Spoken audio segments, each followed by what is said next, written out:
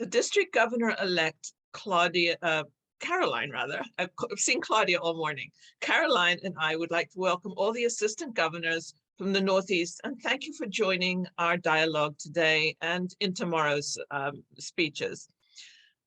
By sharing, you will have opened up more doors to ideas, opportunities, and certainly made many new friends throughout the day. Through the session, please use the chat feature located at the bottom of your screen to write questions and send to everyone so we can all see. We will note questions that are not answered and get back to you individually in due course. Kindly remain on mute during the presentation unless called on to ensure that we have the best audio for everybody. Herb. I'm back. Yeah. Herb kindly agreed to offer a deeper dive into membership growth, share ideas, and expand on initiatives that assistant governors can use to help and partner with their assigned clubs. And thank you again for your time. And I know you have some slides that you're going to share, and Caroline and I will field questions to you after each of the slides so that we can get some maximum feedback from the expert yourself as well. So everybody do put questions in there as Herb goes through each of his slides, and we'll go from there. So thank you. All right, thanks, Tari. There's a lot of knowledge in the room, okay? And so what I want to encourage you to do, you certainly can ask me questions and I will do my best to answer those questions. But I think also what we really like to do is get your ideas, because if we can share ideas and experiences of what has worked in your experience as assistant governors or in other experiences outside of Rotary, that's really where we're going to get the value here. It's really hard to do a session with, it looks like we have about 75 people on the call here. If we were all in a room, we'd all break down into tables and we would be talking amongst our tables. So what I'm going to ask you to do today is really use the chat to not only, not only ask questions, but to provide your insights. And we're going to collect all this information and share it with you at the end. And Tari and Caroline are going to share a number of things from the chat as well. So as threatened, I'm going to put up another PowerPoint here. Let's see. Let's see if I can do this without too much challenge here. There we go. All right. Here we go. Okay. So that's almost there. Okay, now I'm there. All right. So let's talk about the again, specifically the purpose of the next hour or so is to talk about the assistant governor's role in membership growth. And so here's something where I really want to get ideas and thoughts from the assistant governors on where are those opportunities. So, here's some things that I wrote down in terms of what can we do as assistant governors to help our clubs with membership growth. Well, the first thing we need to make sure we do is we need to understand our clubs, and those of us who have been assistant governors before know this, that each of our clubs are different. They have different strengths and opportunities. And so we want to make sure we understand what those strengths and opportunities are. And what I'm hoping is that we're going to work with your district membership chairs and your district governors elect to make sure that each of you get the membership worksheets that we're sharing with the presidents elect for each of your clubs, so that you've got that objective data to understand, what's actually happening with respect to, membership attrition and attraction in each of the clubs. Obviously, we need to promote our clubs working together. Okay, this is a great, especially if they're smaller clubs. And this is and for some areas this is new, and for other areas, this has been going on for years. Okay, what I see in my district is the areas where clubs are working together in a given area are in terms of membership, things look a lot better than when we look at areas where the clubs are all individually working and really aren't talking to each other that much.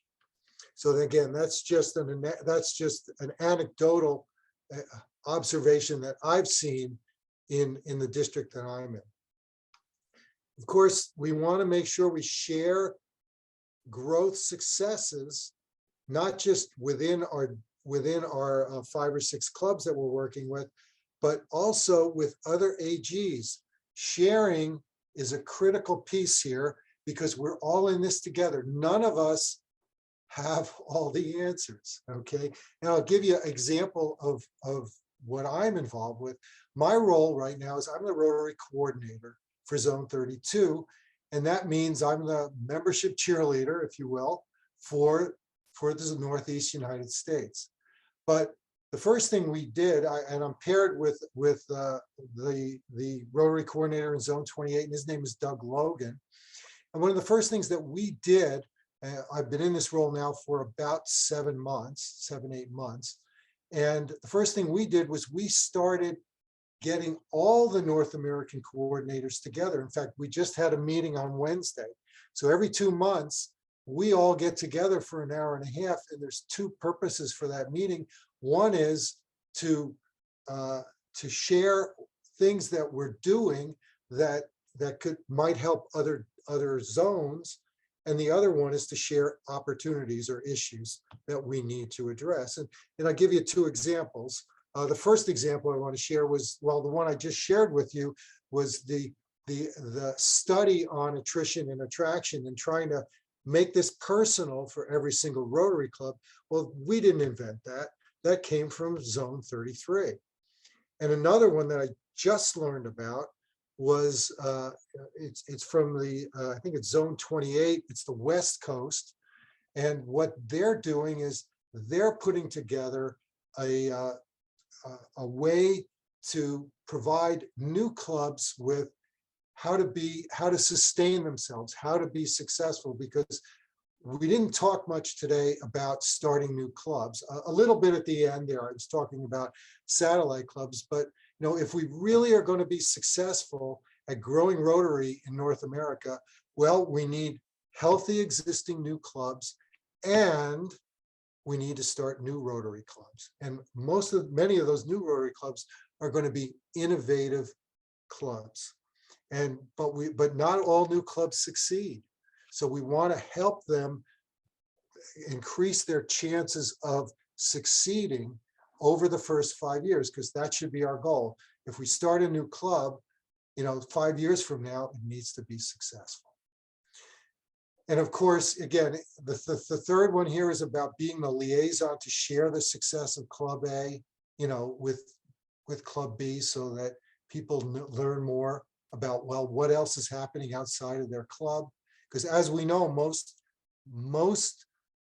clubs know what's happening within their club, but many Rotarians don't know much about what's happening outside of their club. And then, of course, some of this is about change, right? And change yields resistance, right? So we need to know how to deal with resistance in a positive and mentoring way. And I'll bring up another point about that. And this is something that we're doing in our 2 zones right now, is we're starting a how to manage conflict seminar for leaders. And this year it's just going to be a pilot. So this year we've got about 50 Rotarians, mostly people from the district governor line, district membership chairs, and maybe a few, club presidents and assistant governors. And we're trying this out. So we're going to be doing this through February and March.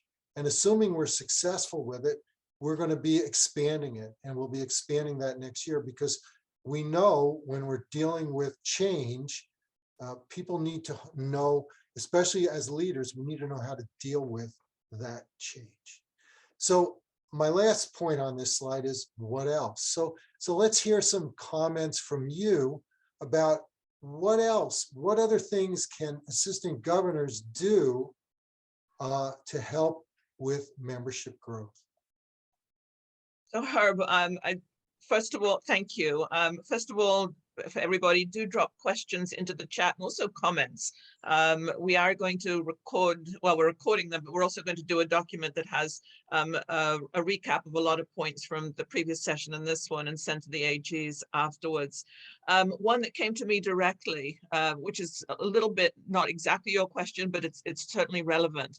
What two top, I like this question, what two top factors do you see by 2025 that will have really helped membership growth?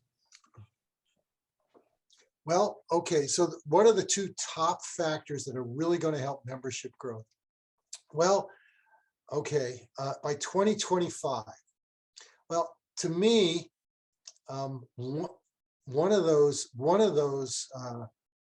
well, clearly, we need our existing clubs to be more flexible, and I think that's happening. I see that happening more and more, and I think that's probably why we're starting to turn the corner on membership in North America. Is our clubs are realizing that we need to be more flexible. We need to provide different experiences for our membership.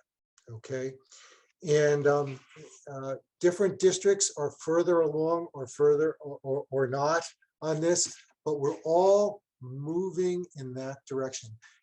Tari, is it okay if I give you 3? Please do. In fact, Okay, we'll take right. 4. All right. So that one's critical. That's our base. Our base is our existing clubs. We must have healthy existing clubs, and healthy means we need to be flexible. And yes, there are going to be a few clubs that aren't going to change, and they're going to grow old together, and they're going to become, a social club eventually. And then, yes, we're going to have to start a new club. But what I've seen, and I've probably done talks with close to 100 Rotary clubs on membership, and what I've seen is most Rotary clubs don't want to die.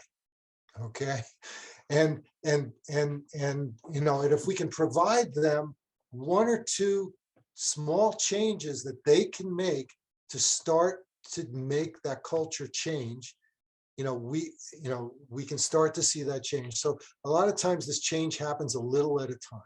So I want to encourage you to do that. Always be positive. I mean, whenever I try to give a membership talk, and believe me, I've been in some situations where I think, okay, now what do I tell these people? Everybody in the room is over 75 years old, and and there's it's in a restaurant where they allow smoking. This is a true story. I mean, this actually happened to me. And we tried to we had a positive conversation about membership, and I'm happy to say, well, the first thing they did was they got out of that place, right? And now, I met their club president-elect last weekend, and he's 40 years old, and things are changing. So yes, it can happen, and so we need to make sure that we encourage them in a positive way and find out, well, where are their opportunities? Okay, so, Herb, so that's number one. Herb, that's a great segue to another question, which is, if you have a club as an AG that you observe that needs to do some growth, they somewhat recognize that, but maybe haven't tackled it directly. And perhaps you observe as an AG that one of the obstacles to their growth might be that they have fallen into a pattern of, always focusing on their meals, having meals at the same time. Obviously, many of us are meals clubs where we go the same day every week. We have a meal, and that might not be as amenable to growth, perhaps. So what do you do as an AG? What resources are available to encourage that club to maybe push the boundaries a little bit, do something a little bit different to maybe encourage growth and reach new folks? Well, the first thing, okay, so I'll speak from my experience on this one, okay? But from my experience, the first thing we need to do, if we're really going to do that, is we really have to know where are the successes in our district, okay? And maybe even a little outside of our district. But where are these successes in our district? And then what we can do is, when we're talking to these clubs, we can give them examples, and it works best if it's the next town over, or it's somewhere in their county or something like that. That, well, here, this club did this, right? You could do this too, all right? So to me, because you're always, in every single one of our districts, we have clubs that are growing. We absolutely, because that's a misnomer when people think, well, everything's declining. It's not true, all right? And so if we can understand where those opportunities are, and hopefully your district governor, your district membership chair can help you with that, to understand what those stories are.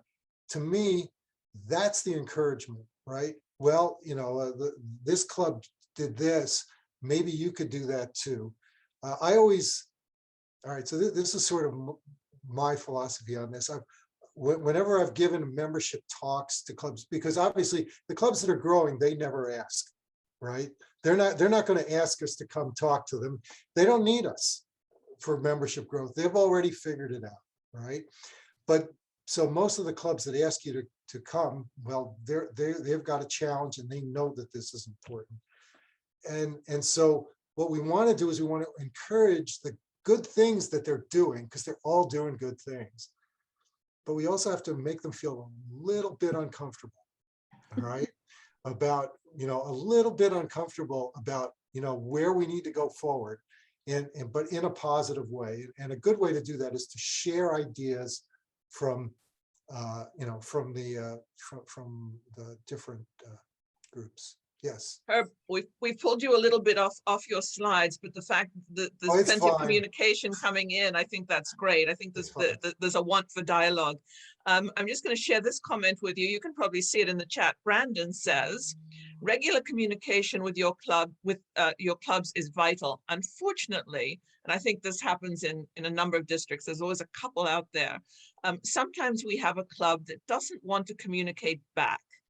How do you encourage a local club to be part of and connect with our international organization, and obviously districts in our sense? Thank you. Well, that's okay. So Brandon, that can be a real challenge. It depends, and sometimes, so again, my experience is, maybe the first thing we do is we go to their club. And one of the things I would do, especially if there were clubs that were very, very resistant, I would just go visit their club as a Rotarian, and not be their speaker or anything like that. Just go build a relationship, right? So Herb's not such a bad guy, okay? And so that might be the first step. And it takes a little bit of extra effort on your part, and it doesn't always work, okay? But I am absolutely astounded at some of the things that have happened over the last 5 years. I'll give you an example of a club that was in our district, really resistant to the district. They did not, it was a club that was slowly declining. That's a very common trend, okay? A very common trend of Rotary clubs is they lose 2 or 3 members or a year. That's and you know, and they were just growing older and growing older, and we just started visiting them, not to tell them what to do or anything like that, but just to build relationships with them. And we did, and it took a couple of years, and something happened last year. I mean, this club used to have 60, 70 members. They were down to 30, and they started a next gen club in their club. And in 1 year, they went from 30 to 50 members, and the members of the club will tell me, they know me because I've been to their club, like, I don't know, 10 times, right? So they know me, and they told me that these young professionals that have joined the club have just totally reinvigorated their club, and they're up to 55 members now. And it's so good to see. And now we see them at all the district events. So you ask, well, what's step one? Step one, build a relationship. Try to build a relationship with them. And it usually involves not going to speak, not to be their speaker, just go and meet them and talk to them and find some common ground. How's that? Great point there, Herb. Thank Do you want to bring up that next slide, and then we Oh, can actually, I never finished answering your first question. go for it. Go for it. First question. So your first question was, well, what would be the two main things that would happen by 2025? Well, Yeah. one of them is we have to make sure that we have healthy clubs, because I've said this over and over again. You know, if our existing clubs lose 100 members or 200 members a year, I don't care how many new clubs you start, we're not growing. Okay, we have to have healthy existing clubs.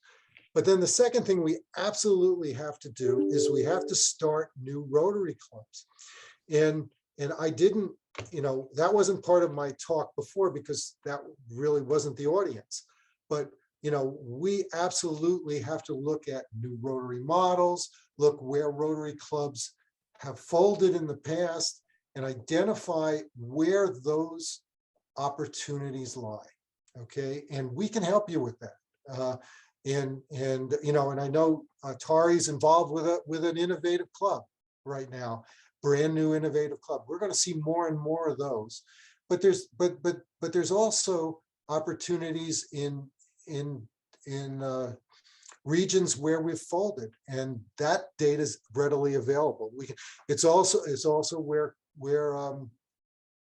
there's great population growth. Those are other opportunities as well. So that's number two. But number three, I have to talk about number three, and it is one of the questions that I had on my slides, but that's Rotaract. Okay, Rotaract is our biggest opportunity. Okay, and you're going to hear more and more about that in coming years.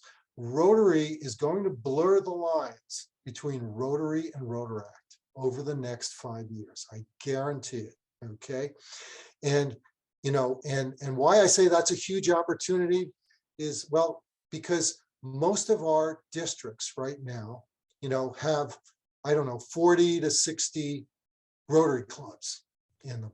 All right, they have 30 to 50 Interact clubs in their districts, right?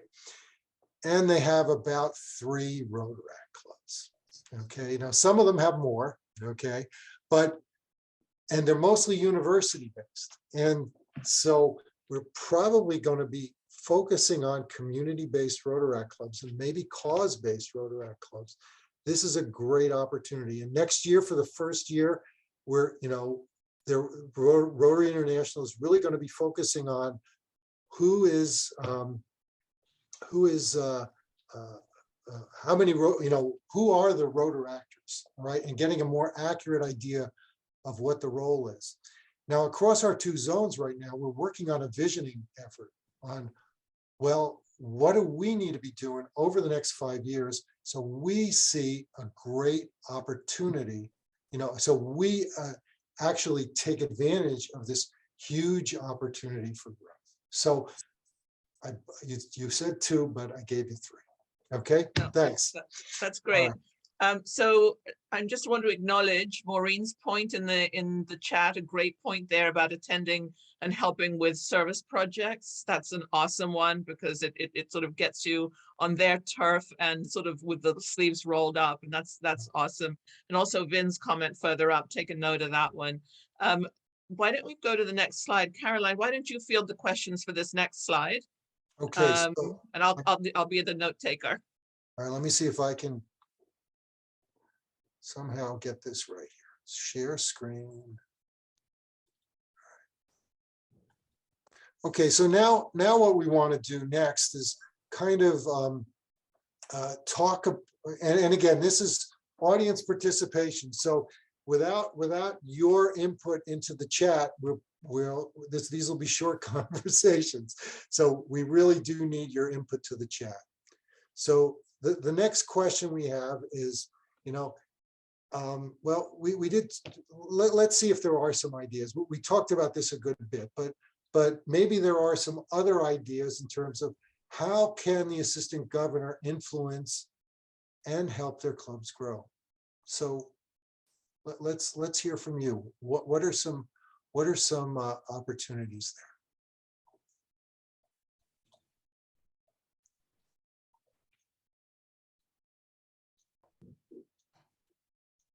And you can put your comments in the chat, or you can unmute if you'd like at this point, because Herb was asking for ideas. So Herb, one thought that I had was that certainly there are a lot of resources that are available at Rotary.org that I think a lot of folks don't know about. And so one thought I had was that I certainly have found Rotary.org and the materials there very helpful as an AG. And that could be something that AGs, if they're posed a question by a club, a challenge they have, if they have those resources at their fingertips, if they're familiar with them, if they can offer them as solutions and good resource documents, that's a possibility. And so we do have some comments coming up here in the chat.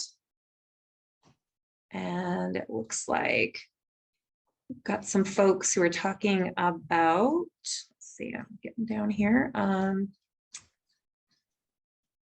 Share success of other clubs you deal with. So I think, as you mentioned previously, Herb, in one of your comments, that sharing the successes as an AG, you have an ability to have a kind of a 10,000-foot view of a few clubs in the area. So sharing Club A's success with Club B is a way to really promote that that model and that exchange of dialogue. And then assist in starting a Rotaract club in their area. Christine offered that. Something that you mentioned, Herb, again, is that adding a Rotaract, encouraging and growing your Rotaract clubs is a wonderful way to expand membership and expand the visibility and impact of Rotary. And then Joe had a comment about a PSA. So one club, the one club in our prior discussion talked about having in the chat a PSA for service projects and inviting the general public. So that is also an option that AGs can use to help encourage those PSAs and encourage growth in their clubs. And then Christine again talked about following up on leads. AGs do get offered and do get forwarded leads for membership leads from their district team. And so when you get those, please follow up on them. Please make sure that you connect with the club, make sure that they've connected with that lead, and there's been follow-up, because you don't want to leave that one sitting on the table. That's just a great opportunity. Right, a comment on leads. Where you are in New England, your districts do get an appreciable number of leads. So what I see when it comes to leads is metropolitan and suburban areas tend to get the most leads. So that is something that could be material for you, and a proactive follow-up is good. What I also see is if you're in a rural area, not so many leads. So that's usually not going to be a big opportunity for you there, but in other areas it is. Okay, so let's hear. There's a bunch more here. I think we're getting some things here. So I'm going to stop sharing and go ahead, Christine. What else is on here? So we've got, let's see, Invite schools, youth groups, church groups, friends to help and partner up service projects. So again, just really think about those pools of individuals who might be interested in whatever service project you're engaging in, and tap into those folks, and identify those through, nonprofits and other groups in your area. And it is a great time to introduce people to Rotary when you're actually, picking trash alongside them, or, building that wheelchair ramp. It's an awesome opportunity to talk about Rotary, and encouraging your clubs to do that kind of outreach, to engage in that sort of partnership with local clubs or local groups is really a great way to encourage their growth of membership. And help them, that's an interesting one from Christine as well, help them create a list of all the great things about their club. So Herb, you've been around, you mentioned earlier in your discussion that you've presented at other pets around our area and beyond. What sort of great ideas have you come up with and heard about for AGs to encourage growth in their club, to encourage engagement with their community? Well, I mean, we're seeing some really great ones here. I'm looking at the list here. Encourage fellowship events, invite their communities. So yeah, so keep the ideas coming. One of the things. So your question was, well, what can we? What other ways can we encourage? I have a confession to make. I've never been an AG. So, but so that's why I really want more to come here. So, Herb, as an AG, it's possible for us to offer a listening session opportunity. Presidents are in the thick of it with their clubs. We're training presidents. Sometimes they don't have the answers to what's going on in the clubs, and having an objective person come into a club and offer a listening session where they could analyze where their club was, listen to the issues from the membership, and inspire them to take some action within their clubs might be an opportunity for an AG if an AG feels comfortable, and would be by invitation by the club president. And we could structure it much the way you structured your instruction today, touch upon some of the strategies, and then listen to the club members. Right now, we're hearing from the presidents, the AGs, and presidents-elect, but each member, as you know, are the key to Rotary.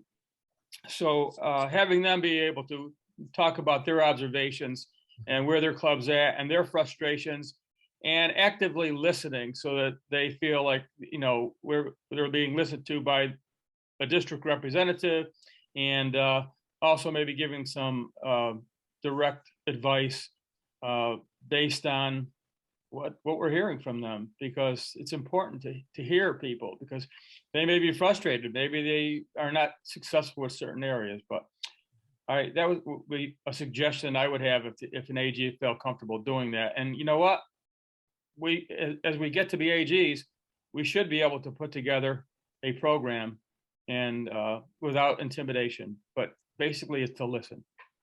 That's wonderful and great idea. And make sure we know who you are, because there's so many people on that we don't really know who's offering these wonderful comments. Yeah, it's Vin Marinero, DGND for District 7890. Wonderful. Thank you, Ben. Thank you, Vin. Appreciate it. Thanks. All right. So I got a direct message here. It says, Herb, the AG job is the most fun job in Rotary, even better than governor, but only by a little bit. So I guess I have a new role that I need to try out. Sounds like fun. Yeah. Well, I can tell you another fun job one of the most fun jobs I've had in Rotary was being involved in starting new Rotary clubs. That is a very rewarding. So that is a very rewarding and very, very fun job to watch a club grow, and then 5 years later see what's actually happening. So Herb, when we talked earlier about, and I mentioned the idea of resources, that the AG is always a great resource for clubs. That's an example of that, Herb, which is that if someone is interested in creating a satellite club or creating a new club in their area, they're looking to you to really say, how do I do that exactly? What are the technical requirements from Rotary International? What are the tools available? How do I promote a new club? I was in my role as an AG in the past, I was in a situation where one of our clubs in District 7850 had really waning membership, and they were on the verge of just fading away. And so I approached them as an AG and asked if maybe they wanted to try a little experiment and try to reinvent themselves as a club that had more flexibility in terms of meeting times, would do projects in a less structured way. And so they have reinvented themselves in a club they call Gen Rotary. And that has attracted younger members, and they meet a lot virtually, and they mostly do service projects. So that was really fun, as you said, to get involved in helping a club kind of reinvent itself. And that's also a possibility. It's also a possibility, absolutely. So, all right, so we want to go on to the next question, or? Yeah, Sure. let's roll to the next slide. We're still getting some good comments in here, so let's see what we're hearing here. RDG holds monthly AG meetings where we share our club's happenings, successes, and failures. It's a great support group, and we keep informed. Again, yeah, sharing. Yeah, that's absolutely a critical piece of this, is sharing, so that we have the knowledge of what's actually happening. And at the zone level, we're willing to share. We want to share as well. So it's, you know, we get a broad perspective as well from you know, our 1,000 clubs, and even broader than that. So we're available as well, you know, as a resource. We're never going to come into your district unless you ask, but as a resource, we do have a broad perspective on these things. I did see a couple of times on here talking about trying to go to your club's board meetings as well as regular meetings, you know, as an observer, not, you know, and again, to build relationships and helping with service projects. So thanks, Lorraine and Maureen, for those insights, and Dave also mentioned that about this idea of attending board meetings and committee meetings, just as a fly on the wall, instead of, you know, but of course we have to ask first, make sure that that's okay. And Sorry, just before Kevin. we go to the next slide, it looks like Kevin has a question or raised his hand. So let's hear from him. Kevin. Thank you very much. It's really a pleasure to be here today. I would like to just share what some of the clubs are doing in Area 11 of District 7980. I have worked with them and have encouraged them, and now they are going to begin actually offering a free pasta dinner to the members of their community. They encourage them to bring a can of food for the food pantry, but the goal is basically to share with those who are dining over pasta and meatballs what they do as a Rotarian and what they have accomplished for their club. They put on little mini displays to share what they're doing, and they also take down their name, get their email address, and send that. And my goal is to hopefully have them send their little newsletters and information to these fine folks, because once you get the camel's nose in the tent, eventually the camel is inside, and that's the goal. There's no hard sell. I've encouraged them not to do any hard sell, but just have a big smile, welcome people, encourage them to come, and it's free. We're going to be having one towards the end of the month, and I'm hoping my other clubs will join in and do as well. I think that once we get the people in and they appreciate all that we do, who knows, they might just sign up for one of those activities that we're going to be involved with over the next 3 months. And in this club, there is an Interact Club, and they plan to have a display and share what they're all about as well. That's wonderful. Thank you, Kevin. And Kevin, just to be clear, those are individuals that are invited by members of the clubs in your area? They're not only invited by members of the club, I've encouraged them to put information in their local newspaper to just basically invite anyone that wants to come.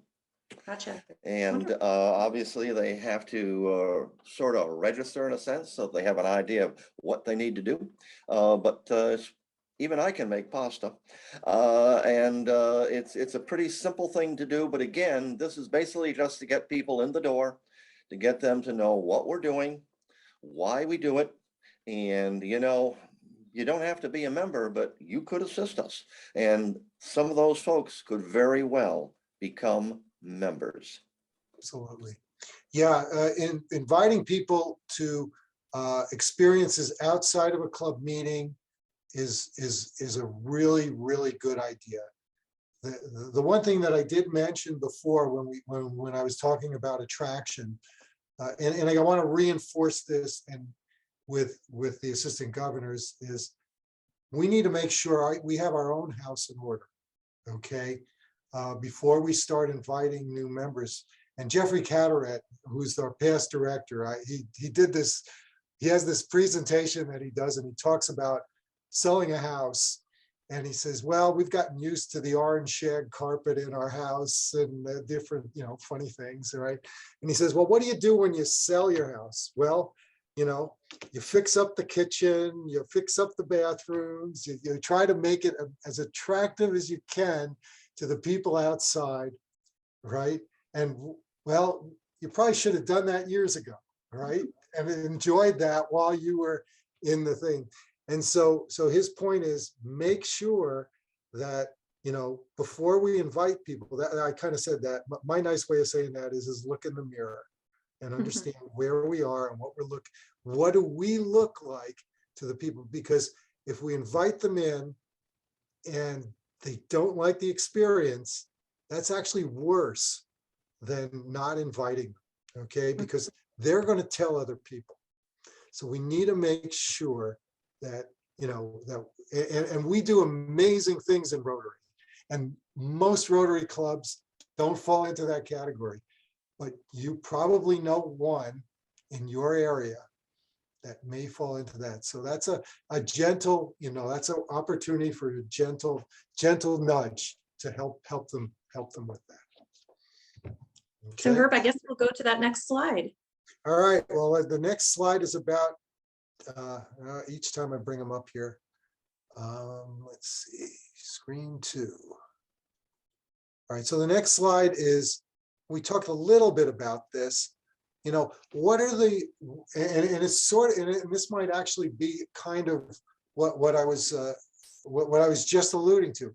What are effective ways to deal with clubs that are resistant to change?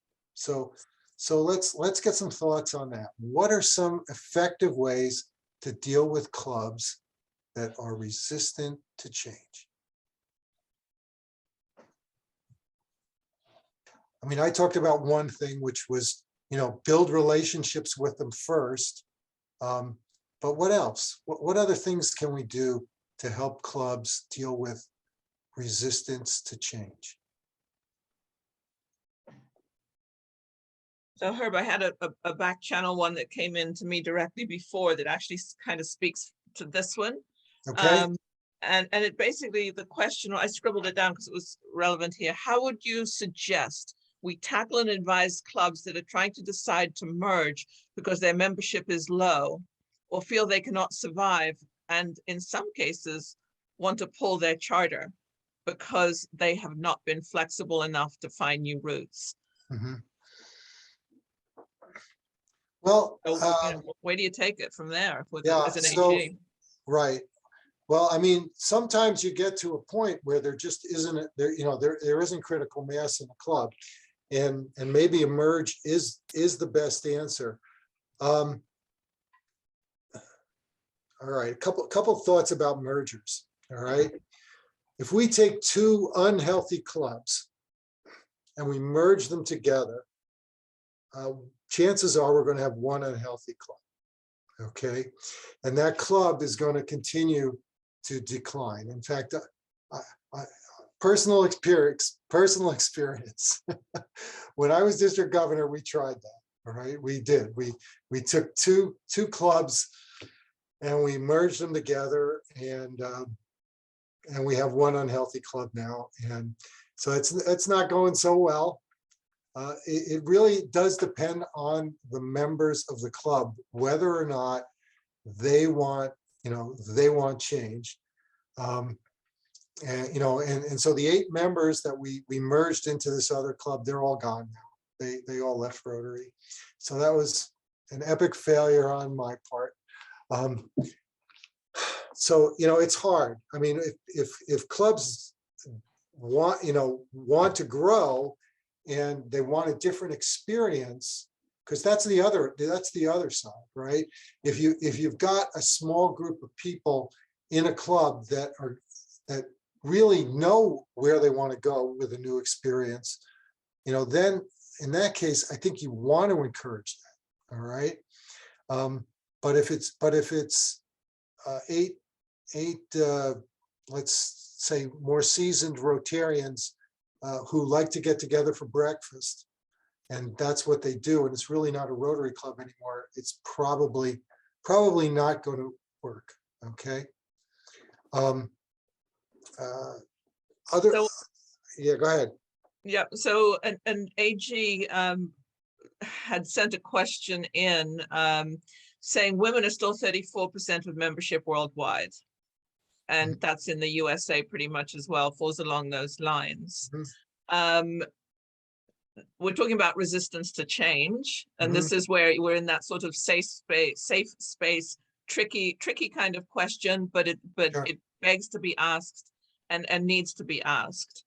What are you hearing as you're going through the circuits of districts talking ideas to sort of change this culture a little bit? In terms of attracting and retaining, more women, and more diversity in women. Diversity. All right. So one of the things we always observe. So if we really want to accelerate that change, with existing clubs, it's going to be a slow process. It is going to be a slow process. We are growing our female population slowly in North America in terms of that. The quick way to make that change is to start new clubs.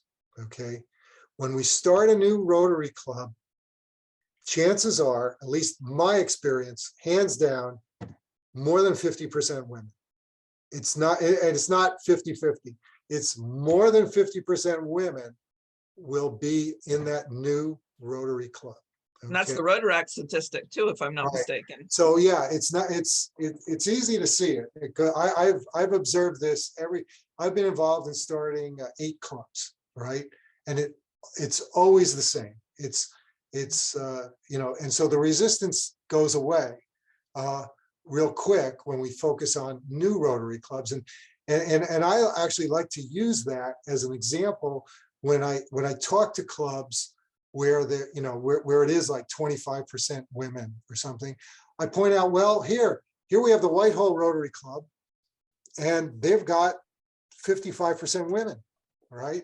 And how can that be, right? But that's a great example of showing other clubs that that can be that's the case.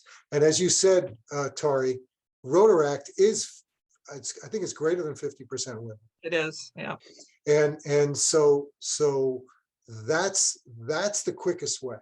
Okay, that's the quickest way, because we'll move it slowly the other way, but the quickest way is new satellite clubs, new Rotary clubs. That will move the needle the quickest. Absolutely. Herb, Maureen Palomino in the chat has a great point here that we talk about all the time, and it was sort of, but we never try to push it on clubs as AGs. She says the time of day for meetings may be the problem. Try changing to a different time. Maybe test it once or a month at a different time. I think more and more we're finding that the lunch hour is the trickiest one for people who are young professionals, because they either eat at their desk or there's no way that they can drive 10 minutes, 20 minutes, 40 minutes to a meeting and turn around and go back. What are you finding out there as the most common times now for meetings, and sort of the mixes of 2 different times? So the most I've been I became district membership chair in District 7430 in 2016. And right from day one, we were talking about multiple meeting times, because again, that study I showed you this morning with 2,000 Rotary clubs, well, guess what? When I became membership chair, the first thing I did was, oh, well, they asked me to become membership chair because our club grew, right? But I said, well, I don't know why other clubs grew, right? So the first thing we did was we did a mini version of that. And one of the topics that came up was multiple meeting times, okay? And so we started promoting multiple meeting times in our district. And of course, it took several years, but now I would say 70% of our clubs have multiple meeting times, okay? And you know, and you're right, the lunchtime is the most challenging, okay? And so having a happy hour once a month or having a dinner once a month is a very common theme now that we see with lunchtime clubs, okay? One of the other questions that I was asked a couple of years ago was, is there a certain time of day where you get, you know, where you know, if you look at all the clubs in our district and say breakfast, lunch, dinner, which is the best time to have a meeting? And we did a study on that, and what we found out was it didn't matter. All right, so a little context. We could find breakfast, lunch, and dinner clubs that were growing. I could find every single, it didn't matter. It was more about the flexibility. So you mentioned the flexibility. And so promoting that is, you know, it's a good way at least to provide you know, a meeting time. And I've got clubs, you know, that meet in country clubs, right? And boy, it's not cheap to be a member of that club, right? And so that really limits what, you know, who's able to join their club. So what some of these clubs did was they created a different category of membership. So they created another category of membership that was called service membership, right? And they pay, you know, minimal dues, whatever the dues are, so that the club covers their costs. Now, of course, there was resistance to this. Of course, there was resistance, right? But they got past that, right? They did. They got past it. And so basically, these service members, they can come to the country club if they want, but they have to pay for their dinner, all right? And so that has worked. That has been a club that has grown from 50 to 90 members over about a 3 or 4 year period, because they were more flexible. So, yeah. So just as the last one before we go on to the next thing, is hybrid here to stay? Well, all right. So my answer to that is it depends on the club, okay? Every club is different, all right? So I'll give you 2 examples. My club has totally embraced hybrid, okay? And well, we did more than hybrid. We only meet face-to-face every other week. And I don't think we're going back, okay? And then the opposite, you know, so our club still meets weekly, and clubs don't need to meet weekly, but we still meet weekly. Every other week we meet on Zoom, okay? Because we get different people on the Zoom than we do in the live meeting. So one week we have a hybrid, one week we have a Zoom, okay? And our culture has embraced this, and we invite speakers from around the world. We had an author from Mongolia on our club meeting about 6 months ago. It was amazing, right? And so that's us, okay? The club in the next town has 90 members, and they just couldn't, they had to see each other, right? And they had to see each other all the time. So they, you know, their culture said, all right, you know, we've got to meet live. Now, whether or not they do hybrid, I'm not sure. but as soon as they could, they were back together live. And they're both very vibrant clubs. So neither of these two clubs are, I mean, our club has about 60 members. That club has about 90 members, right? But it depends. It depends on your culture. And hopefully we have different flavors so that different people with, can figure out which club fits them best. So that's just a little story about two clubs 5 miles apart with completely different cultures. Over to you, Caroline. Yeah, and also, Herb, I was interested by your use of the term hybrid. When your use of the term hybrid is that you alternate virtual weeks with in-person weeks. We have started experimenting in my club with having an owl in the weekly meeting room. And so we're drawing in some folks who still don't feel comfortable coming back virtually with the folks who are in person. So that's also, that's also another definition of hybrid, but also something that's available to folks. So actually we do that too. We do hybrid and Zoom. So 1 week we do hybrid, 1 week we do Zoom. And so to me, I think it is here to stay. And one of the messages that I like to share is we've learned a lot. We've moved very quickly because of Zoom. We probably made 5 years of change in a year and a half. Absolutely and true. We need to make sure, that we don't go back, that we take advantages of the best of where we were before with face-to-face. Don't get me wrong. I wish we were in a room together today. I totally wish we were in a room together talking, because then we could have more conversations afterwards, right? But we also need to take advantage of what we've learned from Zoom. And there's a question from Quack, which is, could there be a quarterly meeting of assistant district governors, AGs within our district?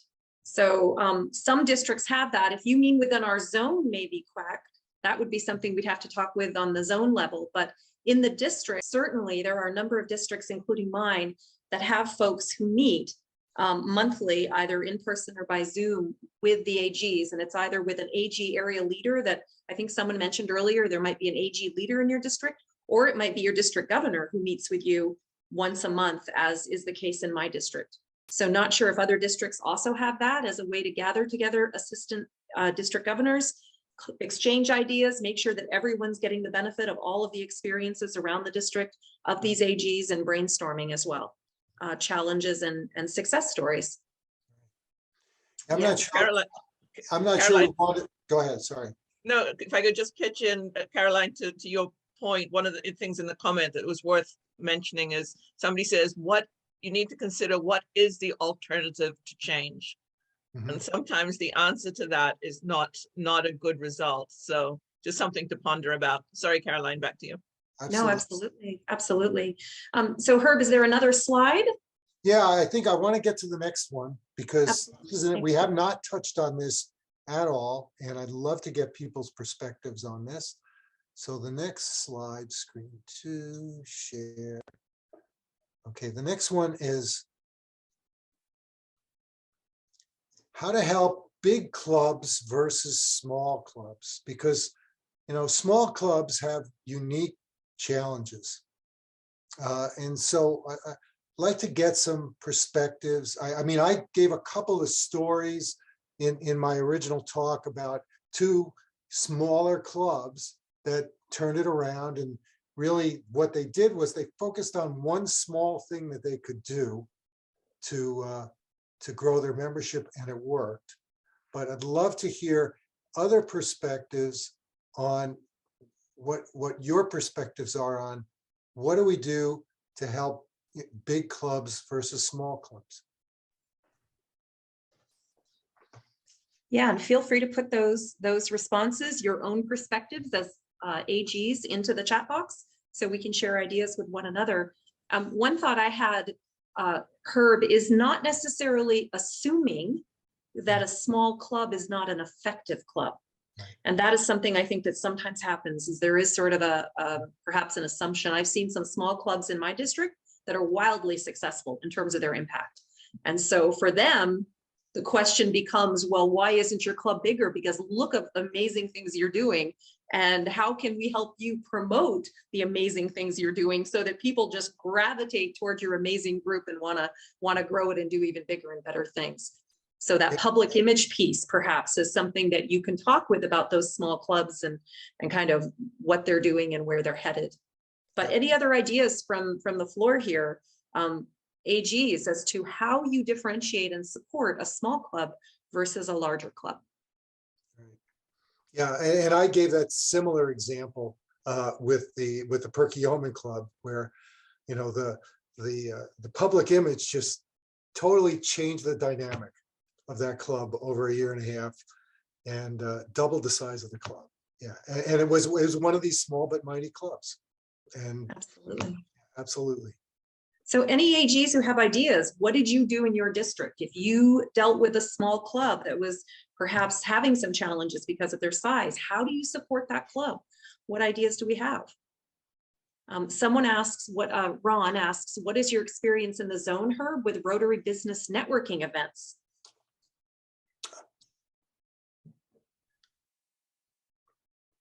Sure.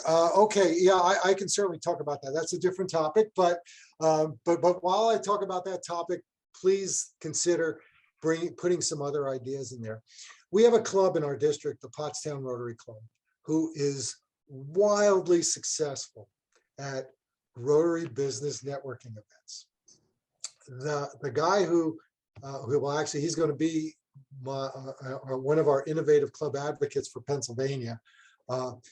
Was the one who was responsible for taking this club from 50 to 90 members. And I just mentioned about one idea that he came up with, which was this service membership for his country club, all right?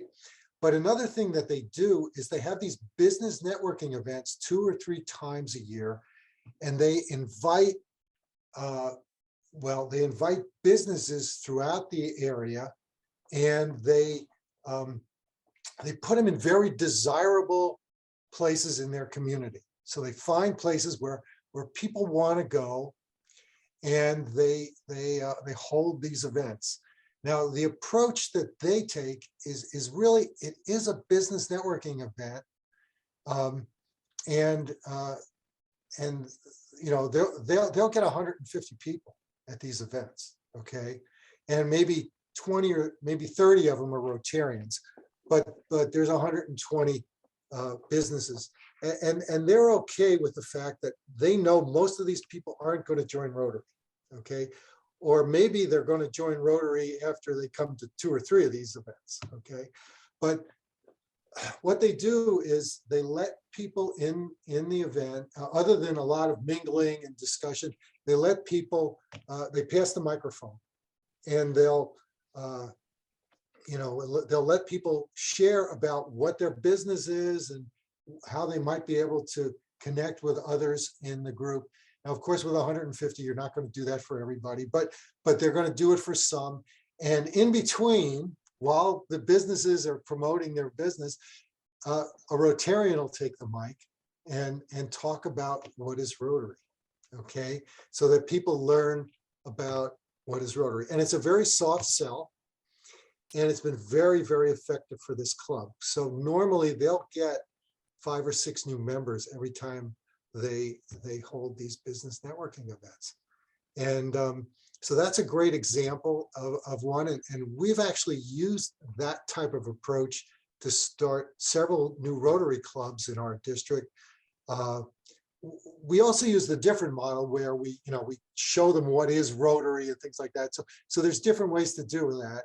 But the business networking events in the right context, in the right communities, is very effective. Great. And looks like Weston, Wayland Rotary has an idea.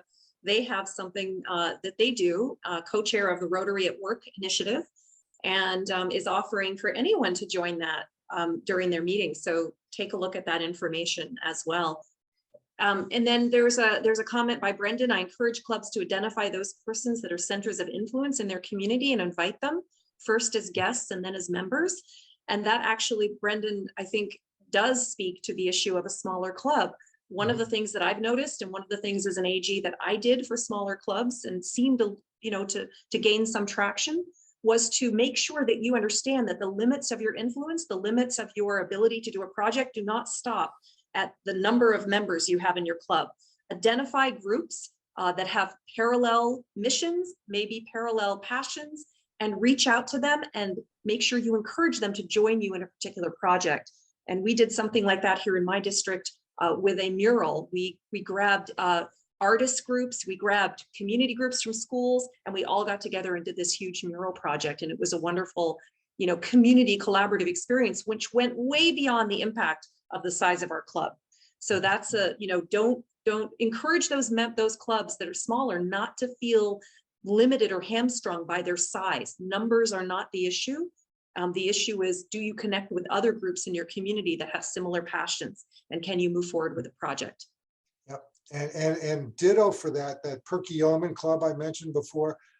One of the first people that joined that club after they started growing was someone who was very, very well connected in that community, and that changed everything.